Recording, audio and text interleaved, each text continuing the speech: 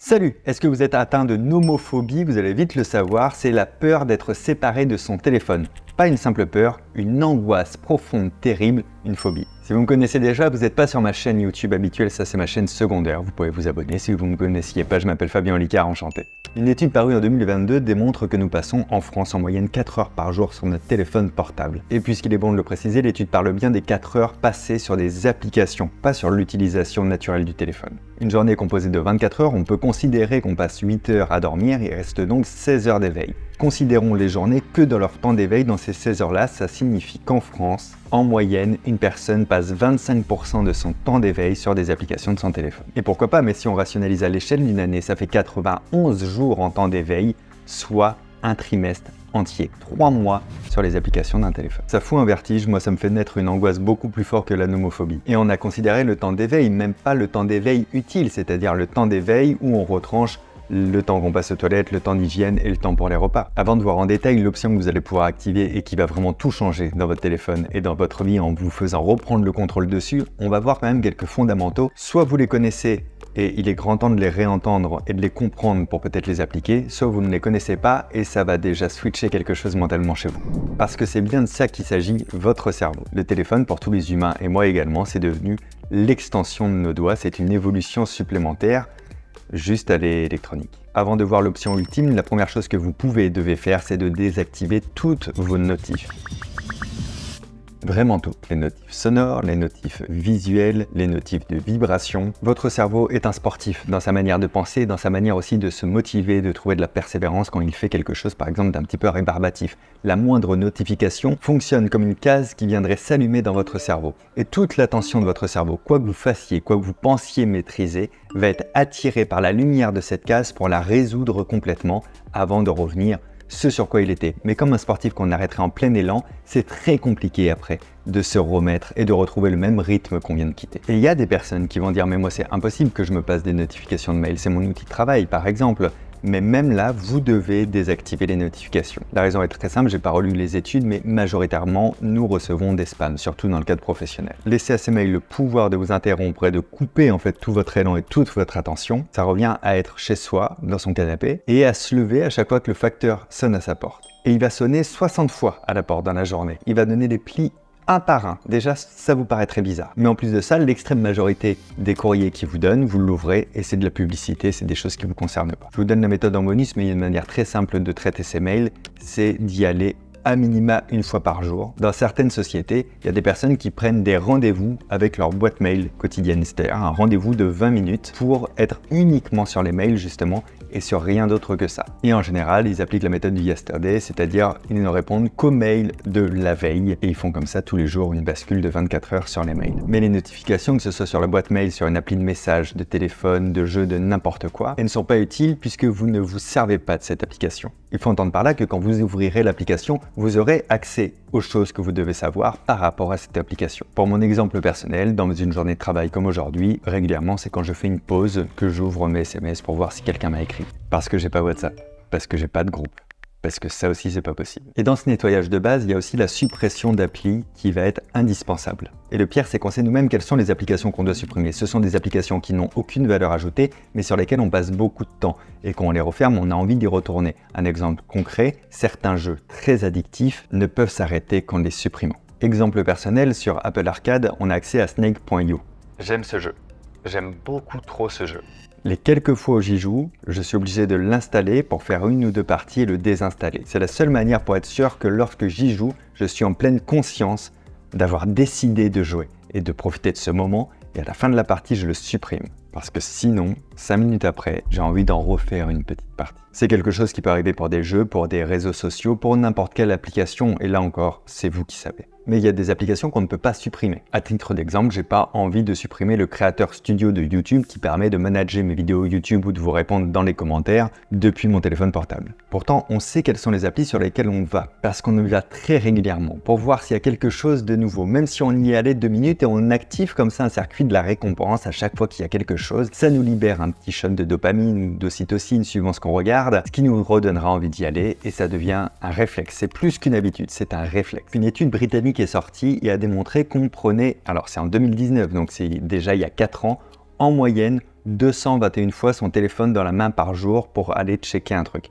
221 fois par jour. Quasiment 14 fois par heure éveillé. Et encore, sans soustraire les moments où on mange, où on se lave, où on est aux toilettes, puisque là on l'a dans les mains tout le long. Ça fait en moyenne toutes les 4 minutes. Et toutes ces 4 minutes-là où le téléphone est sorti, où le doigt le déverrouille par habitude et appuie sur une application par habitude, c'est fait sur un schéma complètement inconscient, on appelle ça un pattern. La solution, c'est de changer les applications qu'on allume par réflexe de place. Ces applications que vous ne pouvez pas supprimer parce que vous voulez ou vous devez les garder, vous les changez de place, vous les changez d'écran ou de place dans l'écran d'accueil. Et quand ça va vous arriver, je l'ai expérimenté, vous allez voir à quel point vous buguez, vous avez le téléphone dans la main, vous l'avez déverrouillé, votre doigt va au bon endroit mais il n'y a pas ce qui devrait s'y trouver. Et là, c'est comme si vous sortiez d'un rêve, vous êtes conscient de l'instant présent, vous êtes conscient du moment et vous dites « mais qu'est-ce que je voulais ?» Mais rien en fait. Et vous pouvez le rééteindre et le remettre dans votre poche. Et on va voir cette option qui est sur tous les téléphones, sur toutes les marques de téléphones, tous les modèles depuis toujours. C'est extrêmement pratique. Elle s'appelle le réveil. Vous me détestez. Ne quittez pas trop vite cette vidéo, ne vous désabonnez pas de cette chaîne YouTube et insultez-moi un peu si vous voulez dans les commentaires. Spécifiquement, vous allez vous servir du réveil pour deux choses, pour le lever et pour le coucher. Pour le lever, c'est important dans un premier temps, mais si tout fonctionne bien, rapidement, vous n'aurez plus besoin de mettre de réveil pour vous lever. Elle serait belle quand même la vie là. Je fais une parenthèse, je dis pas les trucs au hasard, ça fait bien une quinzaine d'années que je mets pas de réveil le matin. Et je suis levé à l'heure. Et croyez-moi, c'est très agréable. Quand on se lève plus tôt, c'est-à-dire qu'on prévoit entre 1 et 3 heures avant de devoir partir au travail ou en cours, on peut se réaliser soi-même dans l'apprentissage ou juste dans le plaisir ou dans l'organisation de sa maison. On se prépare déjà une petite journée. Le matin, pour la plupart d'entre nous, c'est le moment où on est le plus opérationnel. Souvent le soir, c'est là où on est un peu plus créatif, mais le matin, on est opérationnel, on a de l'énergie, on peut faire des choses. Il a été déterminé que la première heure qu'on vit dans sa journée, c'est l'heure qui va déterminer aussi le mood de notre journée. C'est-à-dire les émotions qu'on va ressentir durant cette première heure vont impacter complètement toute notre journée. Deux choses se croisent. La première, comment on se lève plus tôt sans être fatigué, sans être dégoûté de se lever. Et la deuxième, qu'est-ce que vient faire tout ce que je viens de dire sur le téléphone là-dedans. Alors on va commencer par la deuxième. Qu'est-ce que vient faire le téléphone là-dedans? Le téléphone est une addiction, qu'on le veuille ou non, qu'on le reconnaisse ou non, qu'on le minimise ou pas. Et comme toutes les addictions, l'alcool, la cigarette, le sucre, plus vous retardez le moment où vous allez consommer, moins vous consommerez de la journée. Un fumeur qui fume sa première cigarette au réveil va rapidement enchaîner avec la deuxième, la troisième et va fumer sur le même rythme toute la journée. Et pour lui ou pour elle, ce sera très dur à un moment de la journée de se dire « bon ben là maintenant je fume plus pendant X temps » en cassant son rythme. Par contre, étrangement, cette même personne est capable de décaler l'heure de sa première cigarette avant de lancer tout ce processus avec beaucoup moins de difficultés. Il lui sera plus facile de décaler l'heure de son addiction de 3 heures avant de la commencer, plutôt que de faire une pause d'1 heure complète dans cette addiction. Tout en restant sur cette partie téléphone, en l'utilisant dès le réveil, vous allez stimuler votre cerveau beaucoup trop tôt. Évidemment, la première chose qu'on fait, c'est de capter de l'information. Alors, au sens littéral, c'est-à-dire les infos, les actus, mais aussi au sens secondaire, c'est-à-dire en se promenant sur les réseaux sociaux, en regardant des vidéos, etc. Vous allez être stimulé, trop stimulé.